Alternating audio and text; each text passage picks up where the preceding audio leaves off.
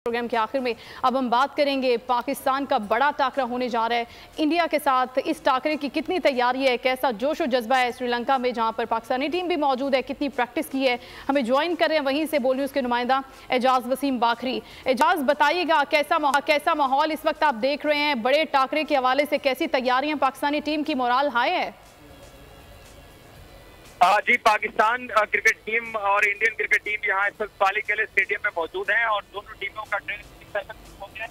उससे पहले दोनों कप्तानों ने प्रेस कॉन्फ्रेंस की और भारतीय कप्तान रोहित शर्मा ने आज पाकिस्तान की जो फास्ट बॉलिंग लाइनअप है नाम लेकर कहा कि शाहीन शाह अफरीदी, हारिस रऊफ और नसीम शाह उनके पास नहीं है। अगर होते तो वो नेट में उनको खेलने के उनको तजर्बा। इस बात का एतराफ किया कि ये जो पाकिस्तान टीम है जिसके साथ कल हम मैच खेलने जा रहे हैं, हमें इंडियन को अंदाजा है कि ये वर्ल्ड नंबर 1 टीम है और ये वर्ल्ड नंबर टीम ऐसे नहीं बनी है, पिछले 3-4 साल की मेहनत से ये वर्ल्ड नंबर टीम बनी है।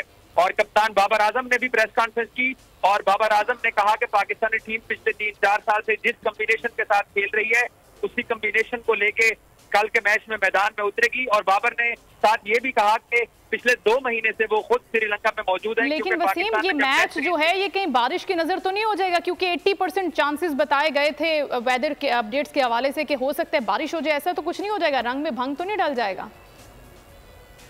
देखिए, बारिश की वेदर रिडार के ऊपर प्रेडिक्शन जरूर है। बाबर आजम को भी आज सवाल हुआ तो उन्होंने कहा कि वो 2 महीने से श्रीलंका में है, जो रिडार पे आता है वैसा होता नहीं है।